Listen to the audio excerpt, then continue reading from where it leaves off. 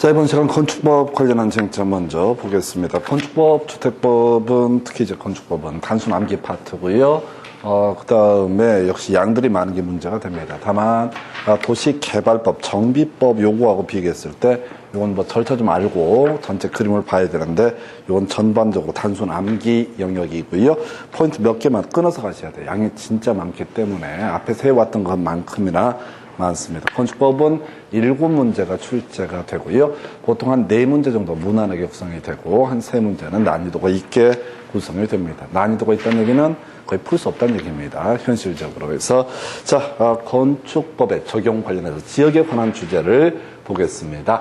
자, 우리가 이제 국토계획법이라는 것을 공부하면 용도지역이라는 개념이 있습니다. 그래서 크게 도시지역과 도시지역 외의 지역 이렇게 이제 구분했었고, 한편 도시지역 또는 도시지역 외의 지역에 대해서 새롭게 건폐율과 용적률과 용도 제한 등을 하기 위해서 지구 단위 계획이라는 걸 수립해 놓은 경우가 있습니다. 그래서 자, 일단은 건축법이 전면적으로 적용되지 않고 지금 공부하게 될 내용들이 일부만 적용되는 지역이라고 해서 일단 과정은 필요 없는데요. 과정은 이렇습니다. 그래서 도시 지역에는 건축법이 전면적으로 적용됩니다. 지구 단위 계획 구역도 건축법이 전면적으로 적용됩니다. 하여튼 사람 많이 사는 동네는 건축법이 전면적으로 적용된다. 그래서 사람 없는 동네에 도시 지역도 아니고 지구 단위 계획 구역도 아니고 동읍 지역도 아닌 지역, 이런 지역에 대해서는 건축법의 조항 6개 적용이 배제가 되게 됩니다. 근데 이걸 알 건 아니고요. 결국 이제 시골이라고 할지라도 건폐율과 용적률과 높이 제한에 관한 규정은 적용한다 해서 19회 때가 나고 한 번도 안 나왔어요. 그래서 포인트 뭐라고요? 시골. 자, 이 앞에 길게 써 있잖아요. 도시적 외의 지역 중에서 지구 단위 계획 구역 아니고 동읍 지역이 아닌 지역. 여기까지 못 외워요. 시골 얘기합니다. 시골에서도 최소한 적용되는 게 뭐가 된다? 건폐율과 용적률과 높이 제한 규정은 적용을 한다 해서 건축법에서 건축물에 관련된 3대 규제, 건폐율, 용적률, 그리고 높이 제한이거든요. 이 세 개는 무조건 건축법이 적용이 되게 된다. 이렇게 정리를 하게 됩니다. 자, 요거는 그렇다 치고 이제 최근에 2번 나왔던 주제가 건축협정 적용 대상 지역이라고 하는 것과 그 다음에 20회 때 나왔던 주제인가요? 특별 건축구역 나와 있는데 일단 건축협정 적용 대상 지역 의미부터 설명을 드리겠습니다. 자, 우리가 원래 이제 건축법이라는 것은 개별 필지를 단위로 건축법을 적용을 하게 됩니다. 개별 필지 단위로 적용을 하게 될 것인데 이게 이제 이런 경우 있어요. 개별 필지 단위로 건축법을 적용을 하게 되면 불합리한 규제가 있는 경우가 있습니다. 바로 구도심, 낙후된 구도심을 봤을 때 10평짜리, 15평짜리 토지 이런 거 있거든요. 여기 건물 하나씩 올라가 있는데 지금의 건축법 체계하에서는 건물 못 짓습니다. 건폐율 규제 때문에 10평짜리다 건폐율 적용하면 아무리 많이 해도 8평짜리, 그 다음에 이런저런 규제를 적용하면 실제 건물 못 지어요. 그래서 나온 얘기가 자, 우리 여러 개 토지를 하나의 토지처럼 취급을 해달라라고 해서 토지 소유자 등이 신청하는 것을 건축협정 적용 신청이라고 부르게 됩니다. 그러면 이제 10평짜리 5개 있으면 마치 이 5개의 토지가 하나의 토지인 것처럼 취급을 해준다라는 개념이 건축협정 적용 대상 지역이라는 개념이 됩니다. 그래서 일단은 체결하고 폐지부터 가볼까요? 자, 건축협정 체결하기 위해서는 소유자 전원의 합의라는 것, 전원의 동의가 있을 때만 어떻다? 건축협정 체결을 할 수가 있다. 바로 대응해서 폐지라고 하는 것은 과반수의 동의 있으면 어떻다? 폐지할 수 있다라고 해서 요걸 가지고요. 전에 시험 문제에서 과반수의 동의를 받아서 건축협정 체결할 수 있다. 이건 말이 안 되지. 나는 그 토지, 그 그룹에 섞이기 싫다라고 했을 때 굳이 강제로 적용을 할 이유는 없습니다. 그래서 이거 건축협정 체결을 한다는 얘기는 개별 토지로서의 소유권, 자, 단독 소유권을 주장하지 않겠다 이런 취지이기 때문에 전원의 동의가 있을 때만 건축협정 체결할 수 있다. 자, 그 다음에 이제 폐지할 때는 어떻다고요? 과반수 동의만 있어도 폐지할 수 있다. 요거 일단 한번 출제가 됐었고요. 그 다음에 이제 건축협정 체결 효과라고 해서 통합적용이라는 개념이 있고요.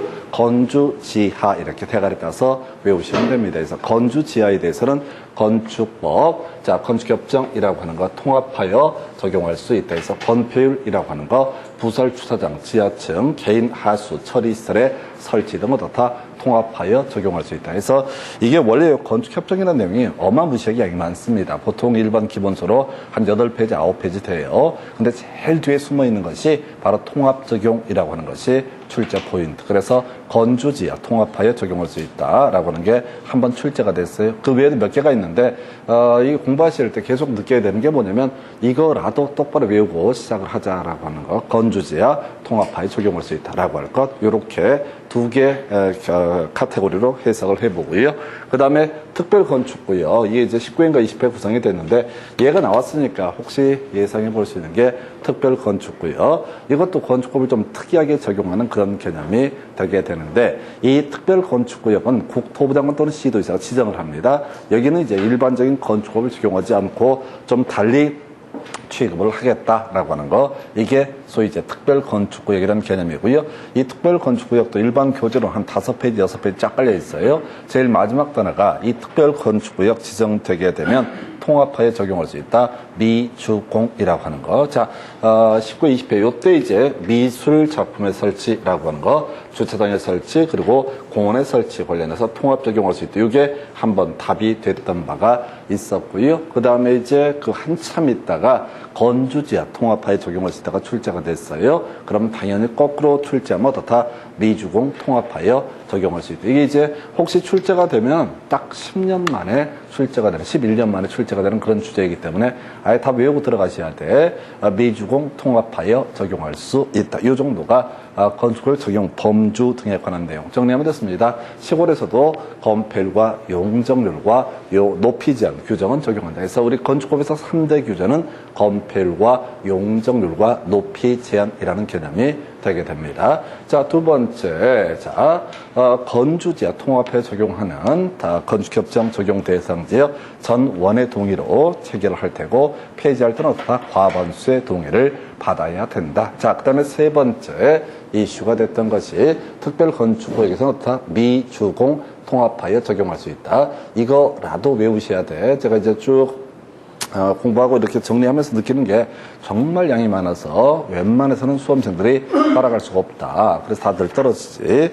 그럼 방법은 뭐냐면은 지금 몇 개라도 제가 외워달라고 하는 것만이라도 외워달라 이거예요. 그래서 보통 학원에서 이런 것들을 가지고 몇 시간씩 설명을 해요. 진짜 과장하면은 몇 시간씩. 미친놈들이지. 그래서 또 하는 사람들도 제가 보기에는 다 정신적으로 상태가 심각한 사람들이에요. 아니, 그 못 외운다고. 내가 이 공법 같은 경우는 20년 가르쳤거든요. 아직도 내가 그 내용을 다 파악을 못했어요. 그럼 내가 대가리 특별히 나쁜 게 아니란 얘기야. 지금 난 쯤도 있거든. 14회 때 쯤을 땄거든. 근데 그걸 다 파악할 수 없다는 얘기인 즉슨 일반 수험생들은 뭘 해도 안 되는 거예요. 그래서 이거라도 해서 여러분 교재에 가서 보니까 187페이지 바로 지문 가지고 확인해 드릴게요. 자, 이렇게 되어 있어요. 건축물의 소유자 등은 자, 끄트머리 체결할 수 있다. 키워드 나와 있죠? 체결하려면 어떻다? 전 원의 동의. 이렇게 가야 되죠? 이제 문맥을 이제 파악하는 거예요. 체결할 수 있다라는 명제가 있으면 그 앞에 전 원의 동의. 근데 이제 과반수의 동의라고 해서 1번 지문 틀리게 답을 구성해서 절대 앞에서도 읽으면 안 돼. 약속하셔야 돼. 뒤만 계속 보는 훈련들을 하셔야 됩니다. 2번 지문요. 인가를 받아야 한다. 지문 한번 볼까요? 협정 체결자 또는 건축협정 운영위의 대표자 협정서를 작성해서 건축협정 인가권자 인가를 받아야 한다. 개념 설명드릴 텐데 잊어버리세요. 자, 뭔 얘기냐면 지금 전 원의 동의를 받아서 그중에 대표자라든가 또는 그 전 원이 가서도 다 시군구청 등이 인가권자인데 우리 한꺼번에 취급해 주세요 라고 하는 것이 어떻다? 인가를 받아야 된다라는 의미. 이건 절차에 관한 부분이야. 포인트는 뭐라고요? 전 원의 동의 있으면 어떻다? 인가를 받을 수 있다. 전 원의 동의를 얻은 자가 결국은 가서 어떻다? 인가 신청서를 제출해야 된다. 이런 걸 우리가 절차라고 얘기합니다. 3번이요.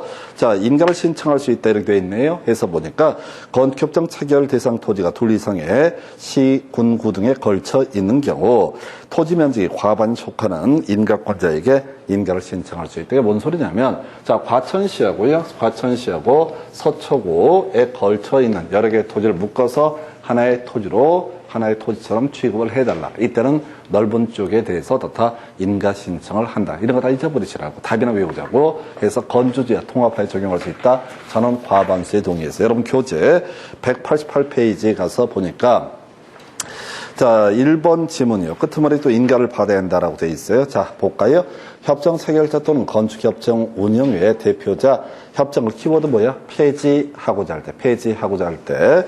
자, 지금 보니까 과반수의 동의를 받아서 인가를 받아야 한다. 해서, 자, 이게 이제, 안 나왔던, 답이 또 될 수 있는 게, 체결할 때는 전 원의 동의를 받아야 되고요. 폐지할 때는 어떻다? 과반수의 동의를 받아야 된다. 폐지가 중간에 키워드예요. 어려웠어요. 그 다음에, 자, 끝머리 2번 지문 공고해야 된다. 이런 거 나와 있죠?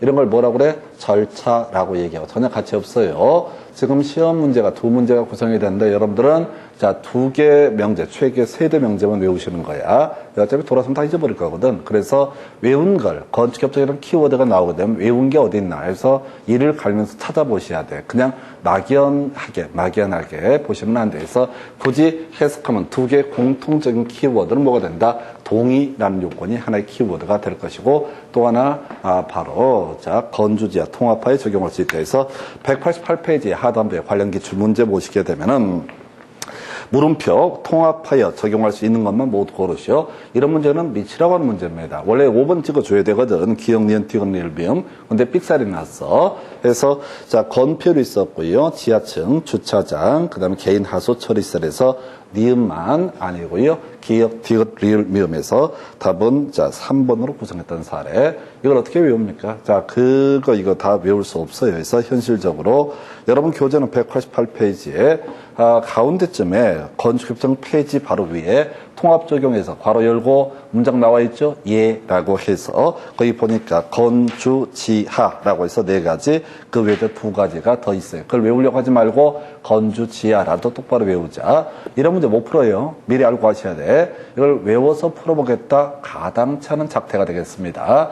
자, 문제는 지금 우리가 풀어야 되는 것만 외우는 것도 너무너무 힘들어요. 그래서 항상 공부하실 때 그 생각하셔야 돼. 자기 자신한테 자꾸 이제 격려해 주셔야 돼. 내가 미친 짓을 시작했구나. 장난이 아니구나. 버텨내고 있구나. 이렇게 생각하셔야지. 이걸 또 몰래 외운다거나 쓸데없는 짓거리입니다. 그래서 건주지야. 다만 이 문제를 통해서 우리가 추론을 내릴 수 있는 게 뭐라고요?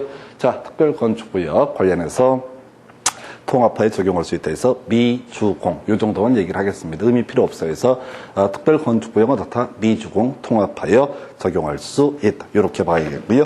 자 189페이지 자 적용 대상 배제 건축물 요거 겁나 중요하죠. 우리 건축법에서는요 자 8년 동안 한 3문제 나오면 거의 노다지로 봅니다. 절대 틀려서는 안 되는 문제 중에 하나가 바로 자 적용 배제라고 해서 요건 진짜 외우셔야 됩니다. 그래서 자 뒤에 가서 대가리 따서 외워야 되죠. 자 뭐가 있었지? 제풀 잠깐만 시설실 제풀 시설실에서 외우셔야 돼서 제풀 시설실 예 건축법 적용하지 않습니다. 왜요? 그냥 그래요. 그냥 이유가 없어. 우리가 기본 강의 할 때 설명드렸는데 쓸데없는 짓거리고 제풀 시설실 건축법을 적용하지 않는다. 지금 8년 동안 3문제 구성이 됐거든요. 이런 문제는 틀리면 진짜 그냥 혈기 물고 생각을 해봐야 돼. 이 건축법이라는 게 워낙 공법이라는 내용 자체가 방대한데 그 중에서 8년 동안 3문제 나오는 거야. 얘하고 나중에 공개 공지하고 몇 개가 안 돼요. 전체 이렇게 방대하게 출제하는 이슈가. 그래서 제풀 시설실. 자, 문화재, 지정문화재, 가지정문화재 할 때 제 따라서 썼고요. 플랫폼이라고 하는 거 풀 따서 썼고요. 시설 땄고요. 수문 조작실이라고 하는 거 이런 것은 건축법을 적용하지 않는다. 이유는 거창해요. 그래서 이 나머지 이 제풀 시설실에서 지정문화재, 가지정문화재는 그럴 이유 없어요. 자, 만약에 그런 거 있다 하십시다. 이 지정문화재는 가지정문화재 건축법 위반이다라고 해서 철거해야 된다. 이런 문제 있으면 안 되거든요. 그래서 옛날 건물을 지어놓은 것 중에 문화재 중에서 도로의 관계에서 몇 미터 띄어야 된다. 이런 거 위반될 수 있거든요. 그렇다고 문화재를 철거를 할 수는 없는 것이죠. 그 다음에 이제 플랫폼, 그 다음에 시설, 수문 조작실. 자, 이것들은 뒤에서 공부하겠지만, 우리 이제 건축법에서는 건축물의 건축을 하기 위해서는 이 문제의 대지가 도로의 몇 미터? 2미터 이상 접해 있을 때 건물을 지을 수가 있습니다. 자, 그런데, 자, 대지가 도로의 2미터 이상 접해 있지 않아도 이런 자, 플랫폼, 시설, 수문 조작실 이런 것들을 어떻다 설치할 필요가 있습니다. 플랫폼이라는 게 역사 같은 것을 보게 되면 중간에 기차에서 내리는 공간 거기 보면은 플랫폼이라고 해서 위에 지붕 같은 게 있고요. 기둥 또는 벽이 있습니다. 그래서 이런 부분에 대해서 건축물에 해당이 되니까 건축법을 적용한다. 그러면 플랫폼을 설치할 수 없어요. 나머지도 구조가 다 똑같은 거야. 그래서 이런 부분에 대해서는 자, 대지가 도로 2m 이상 접하지 않더라도 지을 수 있어야 되니까 아예 건축법의 적용을 배제하게 된다. 그래서 제풀 시설실에서 원래 이제 건축물의 정의가 이거예요. 토지에 정착하는 공작물 가운데서 지붕과 기둥 또는 벽으로 구성되는 것을 건축물이라고 부릅니다. 해석하면 지붕은 반드시 있어야 되고요. 기둥이나 벽 둘 중에 하나가 있으면 건축물로 보는 거예요. 그래서 플랫폼 이런 것들이 법상 건축물에 해당이 되게 됩니다. 이건 시험에 안 나와. 그냥 개념상 그런 것이고 그나마 시험에 출제가 됐던 게 좀 이따 보겠지만 지하에 설치하는 사무소 등 고가의 공작물에 설치하는 사무소 등. 자, 지하에 설치하는 사무소라는 게 지하 상가라는 개념을 상정하시면 됩니다. 지하 상가도요 건축물을 분류하거든요. 근데 그 지붕이 있다고 볼 수는 없어요. 위가 도로면이기 때문에. 그래서 지하나 고가의 공작물에 설치하는 사무소, 공연장, 점포, 자구, 창고 등도 건축물로 보게 되는데 하여튼 설령 건축물이라고 할지라도 이것은 따로 여타 건축법을 적용하지 않는다. 이건 100% 줄줄줄 꿰셔야 돼. 제풀 시설실 해서 바로 문제 가지고 확인을 해드리도록 하겠습니다. 190페이지 보게 되면 자, 건축법이 적용되지 않는 건축물이 아닌 것은 해서 자, 190페이지 1번 문제 보고 있어요. 그 이 문제 취지가 뭐야? 지금 이제 건축법 적용 배제되는 것이 아닌 걸 고르시오. 달리 표현하면 건축법을 적용하는 걸 고르시오. 이런 문제는요, 무조건 적용 배제를 정확하게 외워야 되죠. 해서 제풀시설실에서 1번 지정문화재 나와 있죠? 지정문화재. 2번 끄트머리 보행시설 나와 있고요. 3번 징수시설 나와 있고요. 5번 플랫폼 나와 있습니다. 그래서 답이 몇 번? 4번. 4번이 제풀시설실에 해당되지 않기 때문에 건축법을 적용을 하게 된다. 이렇게 가는 거예요. 이게 지금 보니까 26회 때. 28회 때는 이렇게 나왔어요. 건축법을 적용을 받는 것은 우리가 외웠던 건 뭐야? 건축법 적용을 받지 않는 것만 외우셨습니다. 적용받지 않는 게 뭐야? 제풀시설실에서 1번이 답일 테고요. 2번 시설, 3번 문화재재, 4번에 시설 나와 있고 5번 수문조작실 나와 있죠. 그 답은 1번 이렇게 구성합니다. 그리고 30회 때 문제. 그다음 끄트머리. 자, 적용을 받지 않는 건축물만 모두 고른 것은 이렇게 되어 있죠. 그래서 자, 제풀 시설실에서 플랫폼 시설 나와 있죠. 그럼 모두 어떻다? 건축법을 적용받지 아니한다. 이렇게 가셔야 돼서 자, 26회, 28회, 30회 짝수회차 도배했던 문제. 건축법에서 이렇게 도배하는 문제 드뭅니다. 30회 공법 문제 전반적으로 어려웠어요. 손대기 어려운 문제들이 도배가 돼버렸기 때문에 만만치 않았는데 어찌됐든 이런 문제는 절대로 틀려서는 안 돼. 제풀시설실이라고 하는 거. 제풀시설실은 어떻다? 건축법을 적용하지 않는다. 해서 여기까지 내용 다시 암기해 볼까요? 이렇게 돼 있었죠. 자, 지금 이제 건축협정 적용 대상지요. 체결할 때 전원의 동의, 폐지할 때 과반수 해서 통합 적용, 건주 지하, 이입에서 특별 건축구역은 미주공 통합하여 적용할 수 있다. 이렇게 이제 보셨고, 그 다음에 건축법을 적용하지 않는 건축물, 제풀시설실이라고 하는 게, 머리 긁어 따서 외우는 게 훨씬 더 싸게 먹혀요. 제풀시설실이라는 것은 어떻다? 건축법을 적용하지 않는다. 그래서 지정문화재, 가지정문화재, 플랫폼의 풀, 시설 나와 있잖아요. 수문조작실까지. 우리 문제는 하나 더 나와 있는데, 그걸 쫓아가면 안 되고, 그냥 제풀시설실이라는 것은 어떻다? 건축법을 적용하지 않는다. 왜 그래요? 그냥 그래. 시험에 내니까 외울 뿐이야. 그래서 제풀시설실은 건축법을 적용하지 않는다. 그 다음에 이제 192페이지 가서 적용 대상물, 건축물의 정의 나와 있어요. 해서 자, 시험에 나왔던 게 이게 나왔다고. 자, 지하 또는 고가의 공장으로 설치하는 사무소, 공연장, 점포차고 창고 이런 것을 어떻다? 건축물이라고 부르게 된다. 그 다음에 이제 그 관련해서 고층 건축물, 초고층 건축물, 준초고층 건축물 나와 있는데 지금 설명을 드릴 텐데 별 의미는 없어요. 그래서 고층 건축물 30층 이상이거나 높이가 지금 보니까 120m 이상인 건축물, 초고층 건축물은 50층 이상이거나 200m 이상인 건축물, 준초고층 건축물은 고층 건축물 가운데서 초고층 건축물이 아닌 것. 그래서 이건 별 의미는 없고 층고 한 층당 몇 미터로 최대 보고 있다? 4m다라고 하는 거. 이게 나중에 층수의 산정이라는 개념과 연계가 되죠. 그래서 지금 보니까 30층이랑 같은 개념이 얼마? 120m, 50층이라는 개념과 같은 개념이 200m 이상, 준초고층 건축물 이런 것도 의미 없어요.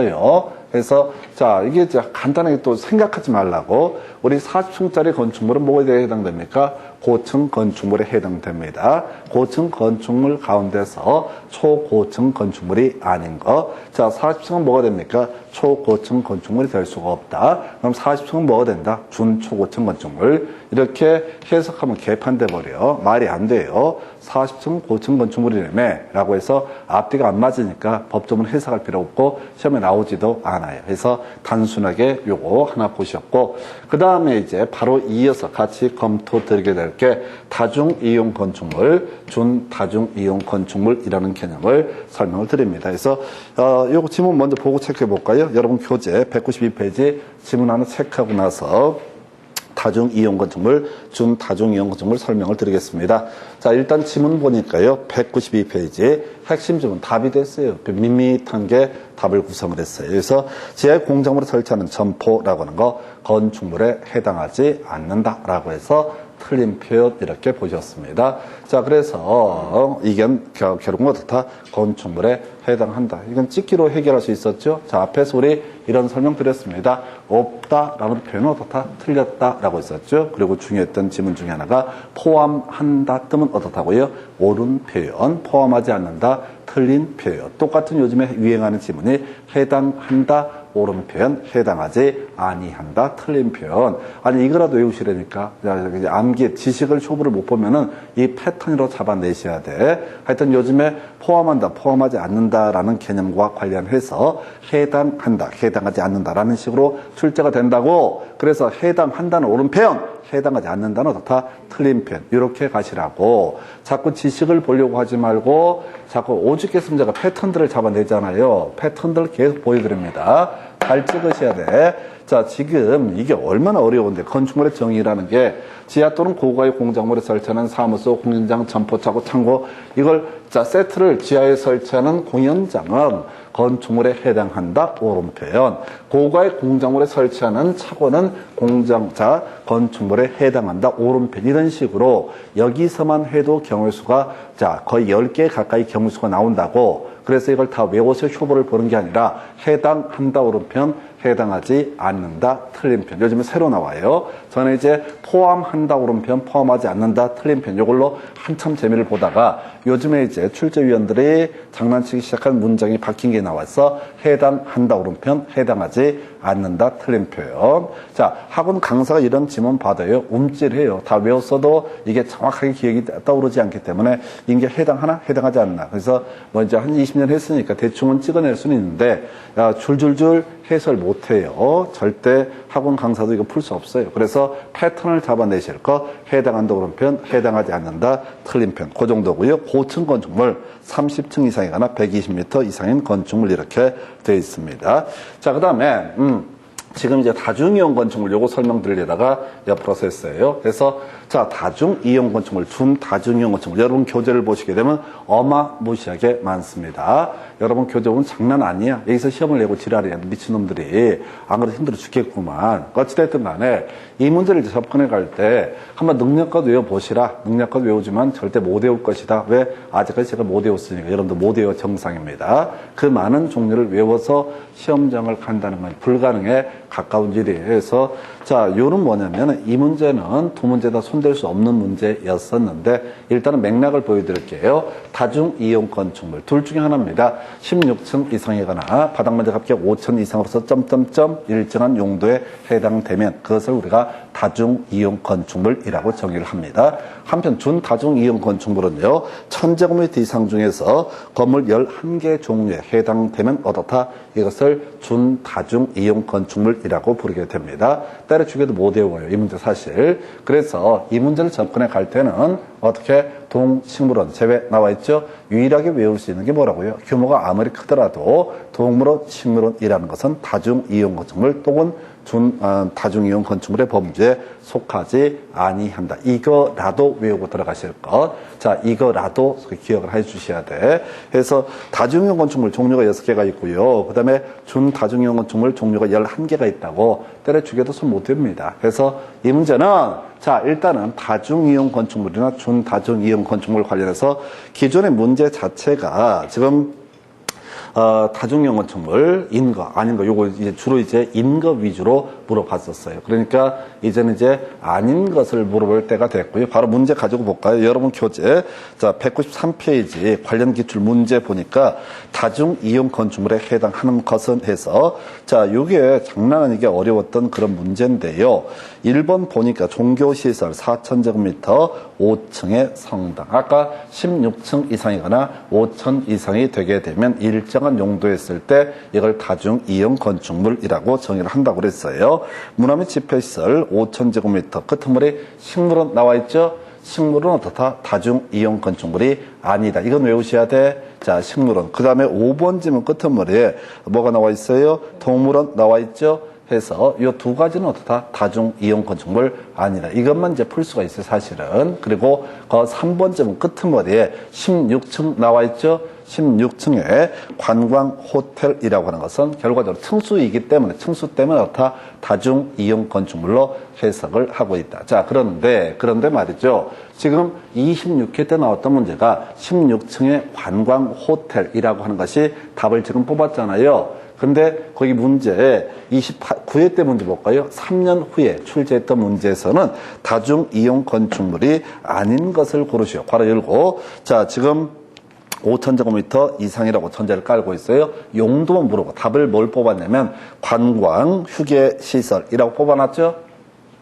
답이 1번 관광 휴게시설이라고 뽑았다고. 자, 출제자의 의도를 보여드릴게요. 지금 29회 때 출제위원 입장에서는 이 사람들이 26회 기출문제를 정확히 분석을 하고 외웠나 이걸 이제 확인해 보고 싶은 거야. 그래서 아까 1번 문제에서는 3번 지문에 16층에 관광 호텔 숙박시설 뽑아놨죠? 3번에 16층에 관광 호텔 나와 있잖아요. 관광 호텔은 뭐다? 일정한 용도, 규모를 충족하면 다중생활시설이다라고 해서 답을 뽑았다고. 그리고 나서 두 번째 문제에서는 자, 다중이용시설물이 아닌 걸 고르시오라고 출제가 됐다고. 그래서 답을 뭘 뽑았다고? 관광휴게시설을 뽑았다고. 무슨 의도인지 아시겠어요? 관광호텔하고 관광휴게시설은 의미가 다르다. 이걸 얘기하고 싶은 거야. 용어가 비슷해 보이지만 관광호텔은 숙박시설이고 거기 관광휴게시설은 말 그대로 관광휴게시설의 일종이야. 이걸 맞추란 얘기가 아니라, 맞출 수 있다는 얘기가 아니라, 26회 문제를 보고 난 출제위원이 건물의 용도를 쭉 찾아보면서 관광 호텔과 유사한 게 뭐냐, 그걸 찾아낸 거예요. 다시 갑시다. 26회 때 문제에서 어쩌고 하다 보니까 관광 숙박시설, 이게 이제 법조문상 제일 뒤에 있거든요. 다중생활시설의 제일 뒤에 꼬투리에 있는 게 뭐라고요? 관광 숙박시설. 괄호 열고 관광 숙박시설의 예시값이 뭐가 된다? 관광 호텔. 이런 개념이라고요. 여러분 교재 192페이지 가봐요. 192페이지 다중이용 건축물 16층 이상 나와 있죠? 그리고 연면적 5천 이상으로 쭉 종류가 나와 있잖아요. 끝머리 뭐가 나와 있어? 관광 숙박시설 나와 있죠? 이걸 낸 거야. 제일 뒤에 숨어 있는 거를. 그리고 나서 이제 사람들이 관광 숙박시설, 관광 호텔을 외웠을 거라고 기대에 맞지 않으면서 비슷한 용어인 관광 휴게시설을 넣어서 틀리게 뽑았다고. 26회 문제는 29회 문제 똑같은 문제라고요. 물론 수험생이 이렇게 디테일하게 분석해서 외우질 못하기 때문에 만만치는 않았어요, 사실은. 대신 이 문제에서는 일단 다시 원점 들어가야 돼. 이용 건축물 또는 준다중 이용 건축물 아닌 걸 고르시오. 외울 게 뭐라고요? 쉬우니까 동식물은 어떻다? 다중 이용 건축물 또는 준다중 이용 건축물의 범주가 어떻다? 포함되지 않는다. 요 파트는 이거밖에 할 게 없어요. 그렇다고 해서 지금 7개를, 11개를 외우십시오 해봤자 외우지도 않을 거니까. 해서 이건 방법이 없어. 어쨌든 26개, 29개 두 번 나왔으니까 다중 이용 건축물 또는 준다중 이용 건축물 했을 때 다른 것 최소 몰라도 동물원, 식물원만은 어떻다? 다중 이용 건축물 또는 준다중 이용 건축물의 범주에 속하지 않는다. 이거라도 외우고 들어가시라고. 어차피 안 하겠으니까. 자, 그래서, 이렇게 해서 지금 26개, 29개 문제 분석드렸고요. 넘어가서 이제 194페이지에 바로 문제 가지고 볼까요? 자, 실내건축이라는 주제가 나와 있어요. 실내건축. 자, 요거는, 자, 이 문제를 보시게 되면 26회 때 출제가 됐었는데요. 26회 때 출제가 됐었는데, 그 전후에 한 번도 출제가 안 됐어. 16년 동안. 그래서 새롭게 나온 문제이고, 26회 수험생들 입장에서는 거의 멘붕 같은 문제야. 문제를 보니까 뭐라고 되어 있냐면, 건축 법령상 실내 건축의 재료, 장식물에 해당하는 것을 모두 고르시오. 라고 되어 있죠? 다음 몇 번? 5번. 다음 몇 번? 5번. 옳은 것을 모두 고르시오 해서 5번 지문에 기역, 니은, 디귿, 리을, 미음 아니면 몇 개 얘기 안 했잖아요. 모두 고르시오 하면 뭐라고요? 5번 꼭 체크해 보시라고. 이건 출제자가 뭐냐면 주거보라고 내는 거야. 읽어서 뭐 풀어요? 이게 읽어서 아까 제풀 시설시처럼 한 그냥 6년 동안 3번 나오면 해볼만 하지. 근데 이 종류를 외울 수 없다고. 그래서 공법은 잘 찍어내셔야 돼. 실력으로 돌파하는 게 아니야. 학원 강사들이 못 외워요. 옳은 걸 모두 고르시오. 단 몇 번? 5번.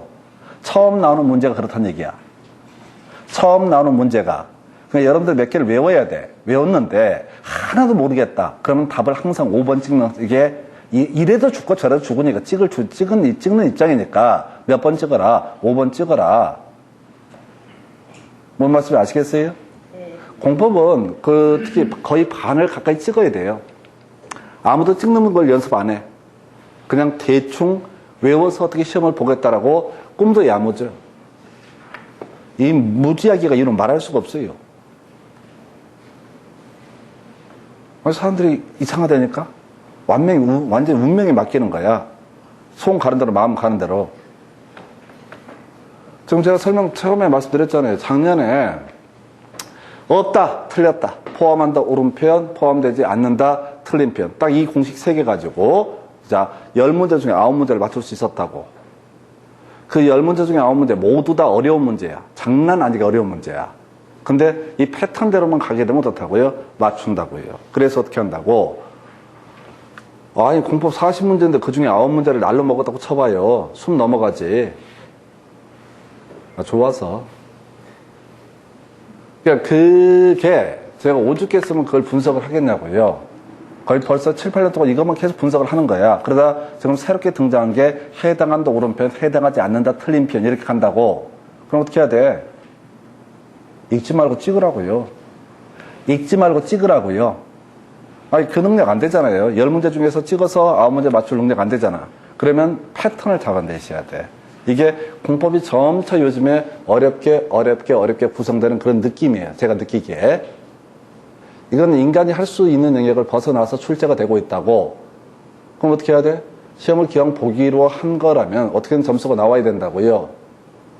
그래서 잘 찍어내셔야 된다. 그래서 공부를 하는 건 별개의 문제로 점수를 실질적으로 인도할 것은 잘 찍기다. 이게 이제 이거예요. 시험에 뭐가 나올지 알 수 없어요. 그래서 하여튼 답 5번. 새로운 주제가 나왔고 생용 나오게 만들었다. 그럼 답 몇 번? 5번. 근데 아까 우리 분석해 보니까 저거 있었잖아요. 여러분 교재 190페이지에 말고 188페이지에 28회 때 하단부 관련 기출문제 옳은 걸 모두 자 거기 뭐라고 돼 있어? 통합하에 적용할 수 있는 것만 모두 고르시오. 라고 돼 있죠? 답 5번이 아니었네? 답 5번이 아니고 3번이었죠? 아까 교재 188페이지에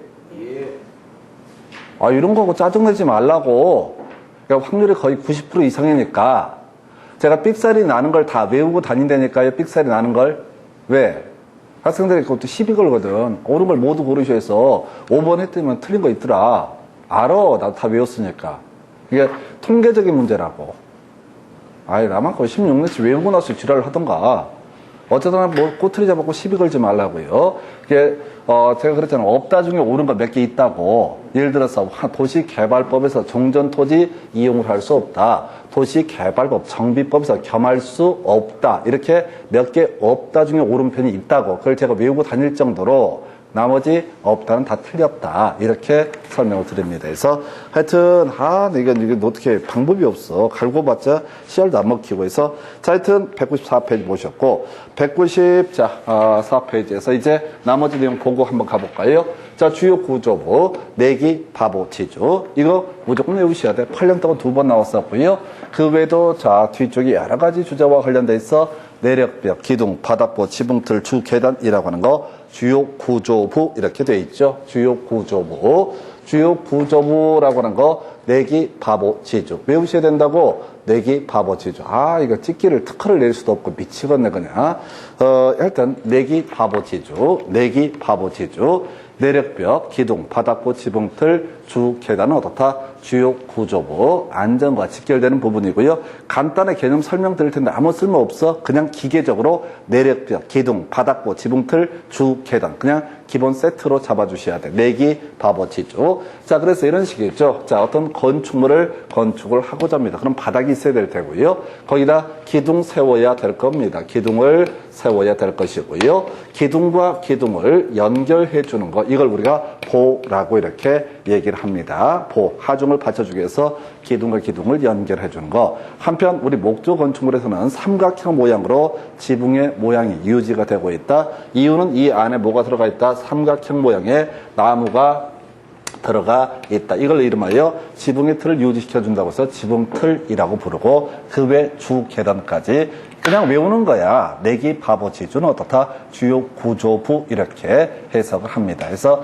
자, 지금 아까 8년 동안 3번 나오고 8년 동안 2번 정도 나오면 겁나 중요하다고 그랬어요. 그래서 자, 16년 동안 한 번 나온 것도 우리는 공부를 했단 말이야. 그래서 내기, 바보, 지주 이렇게 외우시고요. 바로 자, 요거 가지고 본 다음에 자, 지하층 볼까요? 지하층은 20회 때가 마지막 구성이 되고 거의 안 나오는데, 자, 일단 외우셔야 돼. 겁나 길어. 길면 끝을 따서 외우는 거야.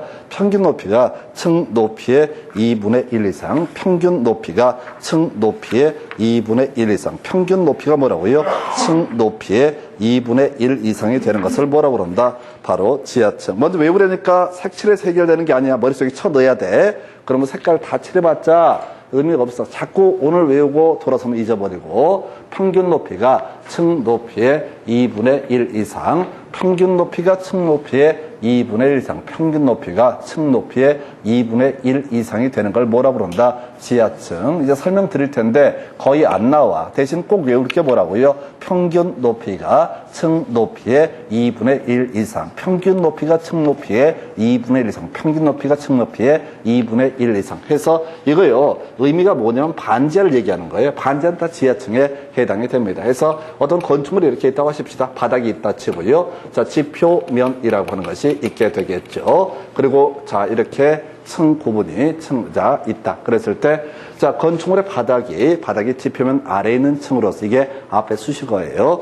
바닥에서 지표면까지 평균 높이, 즉 땅 밑에 있는 부분의 높이가 전체 층 높이의 얼마? 2분의 1 이상, 반 이상 잠겨 있는 걸 뭐라고 한다? 지하층이라고 부르고, 지하층은 나중에 층수에 산입하지 않고 용적률 산정을 위한 연면적에도 산입하지 않는 보너스 공간이 되게 됩니다. 그래서 지하층 뭐라고요? 평균 높이가 층 높이의 2분의 1 이상, 평균 높이가 층 높이의 2분의 1 이상 이렇게 가게 될 테고, 자, 층수 산정까지 보고 나서 얘기해 볼까요?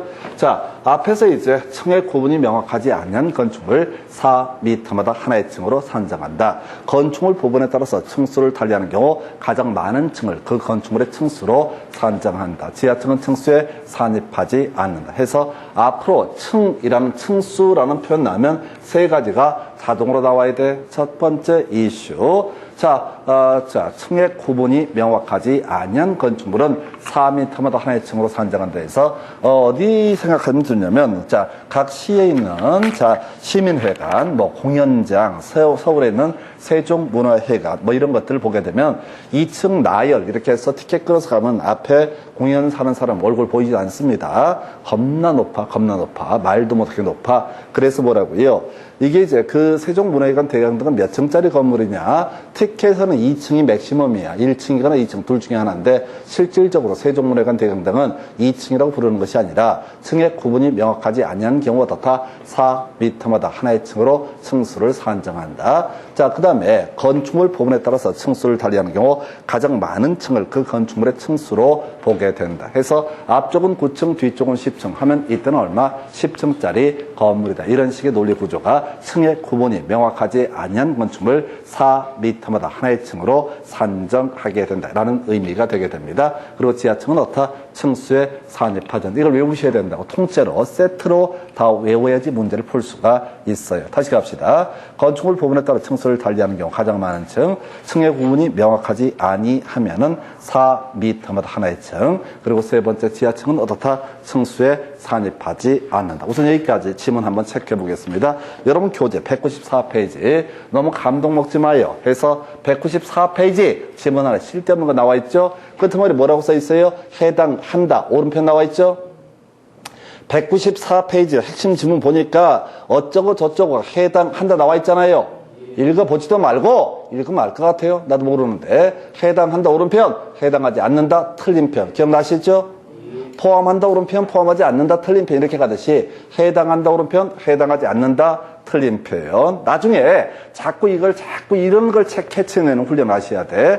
그 다음에 여러분 교재 195페이지 관련 기출문제 주요 구조부라는 것이 나와 있습니다. 주요 구조부. 자, 일단 내기, 바보, 지조 외우셔야 된다고 해서 1번 문제 보니까 주요 구조부에 해당하는 것은 해서 자, 답을 뭘 뽑았냐면 4번 지붕틀 뽑았나요? 내력벽 없죠? 기둥 없죠? 도 없죠? 자, 그다음 내기, 바닥 없고요. 자, 지붕 틀 이걸 답을 뽑았고 주 계단 이렇게 되어 있다고. 작은 보 이런 거 아니야. 정확하게 외워야 돼. 빨간 보 파란 보 아니야. 여기서는 그냥 보라고 하는 거. 이렇게 심플하게 외워야 된다고. 머릿속에 이게 상상하지 말고 건축법은 기계적으로 접근하셔야 돼. 내기, 바보, 지조. 내력벽 없죠. 기둥 없죠. 바닥 없죠. 보 없죠. 지붕 틀 있네요. 4번에. 그 다음에 주 계단이라고 하는 거. 이렇게 6가지를 뭐라고 한다? 주요 구조부. 그래서 24회 때 답을 4번 지붕 틀을 뽑아냈었고요.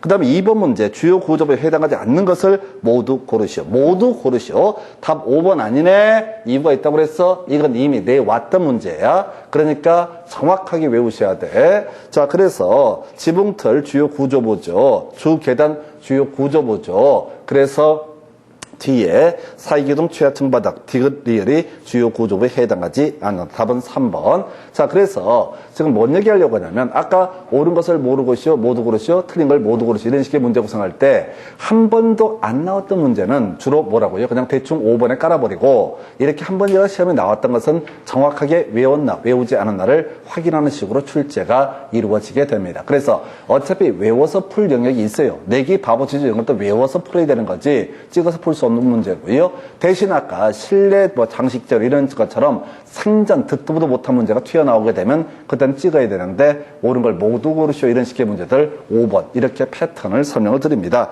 그 다음에 195페이지 핵심 지문 보니까 뒤에 봐야 돼. 자, 뭐라고 되냐면 평균 높이가 층 높이의 3분의 1 이상 나와 있죠? 외운 걸 접근해야 된다고. 자, 지하층 나오게 되면 읽지 말고 제일 뒤에 평균 높이가 층 높이 얼마? 2분의 1 이상, 반 이상 잠겨 있는 걸 뭐라고 한다? 지하층이라고 부른다. 틀렸고요. 다음 페이지 교재 196페이지 겁나 어려웠던 문제 중에 하나죠. 읽다 보면 뒤져버립니다.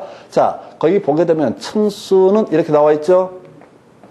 물음표를 찾아야 된다고? 일 없이 읽지 말라고요. 그럼 뭐 한글 읽는 게 자랑이 될 수 없어. 그래서 층수, 진짜 농담 아니라니까요. 일 없이 읽어봐. 미친 짓이야. 이게 맨정신 아니에요. 시험 이 정도 문제 푸실 때쯤 되게 되면 정신이 혼미해져 버려요. 너무 머리가 아파가지고 시험 미고 지랄을 빨리 집에 가고 싶은 생각밖에 없어요. 아니 1교시 80문제 100분 동안 투자하고요. 그 다음에 2교시 때 중개사법 공법을 푸는데, 중개사법일 땐 좀 해볼 만해. 그래, 아는 것도 있는 것 같기도 하고, 불길한 얘기가 들어. 어머, 내가 이거 잘못하면, 이거 합격을, 이거 모양새 겁나 뻘쭘한데, 주변에 날 다 띨빡하게 보는데, 증을 덜컥 땄을 때, 이걸 뭐라고 얘기하지? 고민인데, 이거, 공부가 제일로 쉬웠어요. 뭐 이렇게 개뻥을 칠까?